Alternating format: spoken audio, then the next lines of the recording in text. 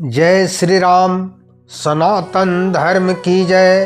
हर हर महादेव। श्रोता बंधु, वाल्मीकि रामायण की पवित्र कथा लेकर आया हूँ। किम पुरुष जात की उत्पत्ति कथा सुनाकर श्री राम राजा ईल की कथा को आगे सुनाना प्रारंभ किए। श्री राम बोले, लक्ष्मण, वे सब किन्नरियाँ जो राजा ईल के सैनिक और सेवक स्त्री हो गए थे, उस पर्वत के किनारे चली गई। तब चंद्रमा पुत्र बुद्ध ने उस रूपवती ईला से कहा, सुंदरी, मैं सोमदेव का तपस्वी पुत्र हूँ। सुंदरी, तुम मुझे अनुराग और स्नेह भरी दृष्टि से देखकर अपना पति बना लो। बुद्ध की बात सुनकर सुंदरी ईला महातेजस्वी बुद्ध से इस प्रकार बोली, महातेजस्वी बुद्ध, मैं अपनी इच्छा के अनुसार विचरने वाली स्वतंत्र नारी हूँ, किंतु इस समय आपके प्रेम प्रस्ताव को स्वीकार करती हूँ। जैसी आपकी इच्छा हो वैसा कीजिए। श्रोता बंधु, मैं पंडित गोपाल जी तिवारी सत्य सनातन ज्ञान संगम चैनल से श्री राम के चरणों में नमन करते हुए चैनल पर सभी श्रोता बंधुओं का स्वागत करता हूँ। चैनल पर वेद पुराण की कथाओं का संग्रह हर दिन आता है। हमारा प्रयास वेद पुराण की कथाओं को जन जन तक पहुँचाना है। इसी परंपरा के तहत वाल्मीकि रामायण से बुद्ध तथा ईला की प्रेम कथा लेकर आया हूँ। जय श्री राम। श्रोता बंधु, अद्भुत सुंदरी ईला की अद्भुत बात सुनकर चंद्रमा के पुत्र बुद्ध को बड़ा हर्ष हुआ। वे ईला के साथ रमण करने लगे। सुंदरी ईला के साथ रमण करने वाले बुद्ध का बैसाख का मास का 1 महीना एक क्षण के समान बीत गया। 1 महीना पूर्ण होने पर कदर्म के पुत्र ईला स्त्री रूप से पुरुष रूप में अपनी शैया पर जाग उठे। उस समय राजा ईल ने चंद्रमा पुत्र बुद्ध को वहाँ जलाशय में तप करते देखा। उनकी भुजाएं ऊपर को उठी हुई थी। वे सरोवर के जल में निराधार खड़े थे।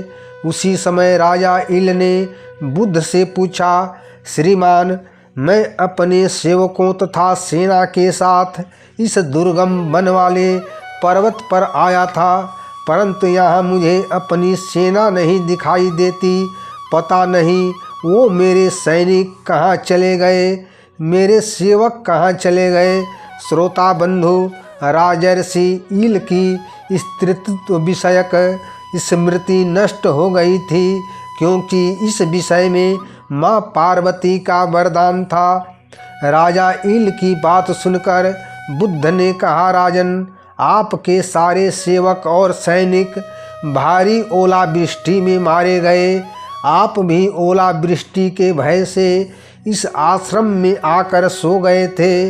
राजन, आप धैर्य धारण करें। आप निर्भय और निश्चिंत होकर फल मूल का आहार करते हुए इस आश्रम पर सुखपूर्वक निवास कीजिए। बुद्ध की बात सुनकर राजा ईल को शांति मिली, पर अपने सेवक और सैनिकों के नष्ट होने से राजा ईल बहुत दुखी थे। इसलिए बुद्ध से बोले, ब्राह्मण, मैं सेवकों से रहित हो जाने पर भी अपने राज्य का परित्याग नहीं करूँगा।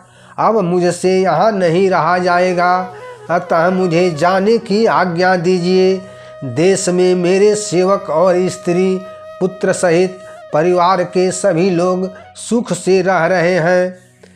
उन सब को छोड़कर मैं यहाँ नहीं ठहर सकूँगा। श्री राम कहते हैं, लक्ष्मण, राजा ईल के ऐसा कहने पर बुद्ध ने उन्हें सांत्वना देते हुए कहा, राजन, तुम प्रसन्नता पूर्वक यहाँ रहना स्वीकार करो। तुम्हें संताप नहीं करना चाहिए। जब तुम 1 वर्ष तक यहाँ निवास कर लोगे तब मैं तुम्हारा हित साधना करूँगा। बुद्ध के ऐसा कहने पर राजा इल ने वहाँ रहने का निश्चय किया। राजा इल 1 मास तक स्त्री होकर निरंतर बुद्ध के साथ रमण करते और फिर 1 मास तक पुरुष होकर धर्म के अनुष्ठान में मन लगाते थे। तदंतर 9वें मास में सुंदरी इला ने चंद्रमा पुत्र बुद्ध से पुरुरवा नामक पुत्र को जन्म दिया, जो बड़ा ही तेजस्वी और बलवान था। उस पुत्र को सुंदरी इला ने बुद्ध के हाथ में सौंप दिया। वर्ष पूरा होने में जितने मास शेष थे उतने समय तक जब जब राजा पुरुष होते थे तब तब मन में को बस में रखने वाले बुद्ध धार्मिक कथाओं से उनका मनोरंजन करते थे। श्री राम कहते हैं, लक्ष्मण, राजा इल जब 1 मास के लिए पुरुष भाव को प्राप्त हुए तब परम बुद्धिमान बुद्ध ने महात्मा संवर्त को बुलाया। इसके साथ ही च्यवन ऋषि, अरिष्टनेमि, प्रमोदन, मोदकर और दुर्वासा मुनि को भी आमंत्रित किया। श्रोता बंधु, इन सबको बुलाकर तत्वदर्शी बुद्ध ने धैर्य से इन सभी महर्षियों से कहा, ये महाबाहु राजा इल प्रजापति कदर्म के पुत्र हैं। इनकी स्थिति को आप सभी महर्षि जानते हैं। अतः इस विषय में ऐसा कोई उपाय कीजिए जिससे इनका कल्याण हो जाए। उसी समय महातेजस्वी प्रजापति कदर्म भी बुद्ध के उस आश्रम पर आ पहुँचे। उनके साथ पुलस्त, कत्रु तथा तेजस्वी ओंकार भी वहाँ पधारे।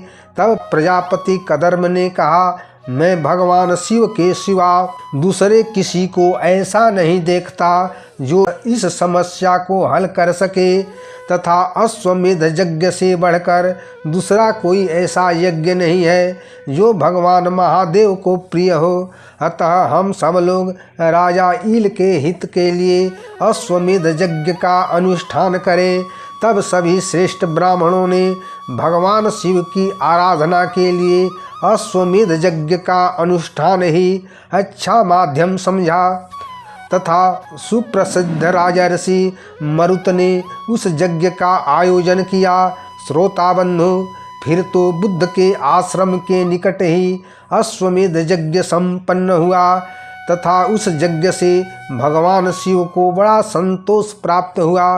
यज्ञ समाप्त होने पर भगवान शिव ने राजा ईल के सामने महर्षियों से कहा, ब्राह्मणों, मैं तुम्हारी भक्ति तथा इस अश्वमेध यज्ञ के अनुष्ठान से बहुत प्रसन्न हूँ।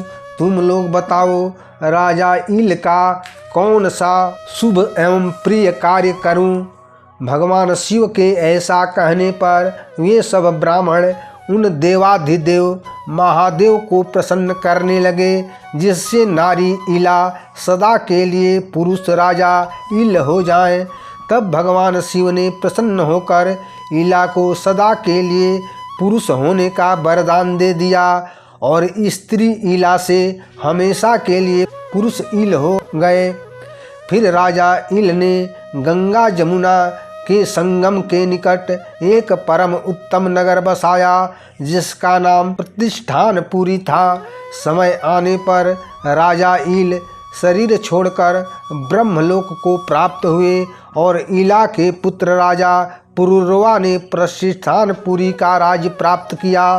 श्री राम ने कहा, लक्ष्मण, अश्वमेध यज्ञ का ऐसा ही प्रभाव है जो स्त्री रूप में हो गए थे। उन राजा ईल ने अश्वमेध के प्रभाव से पुरुष होने का गौरव प्राप्त किया तथा और भी दुर्लभ वस्तुएं प्राप्त कर ले। जय श्री राम। सनातन धर्म की जय। श्रोता बंधु, वाल्मीकि रामायण की राजा ईल को अश्वमेध यज्ञ के द्वारा हमेशा के लिए पुरुष बनने की कथा का आनंद लेते हुए लाइक करें, शेयर करें, कमेंट करें तथा चैनल को सब्सक्राइब जरूर करें। सनातन धर्म की जय। हर हर महादेव।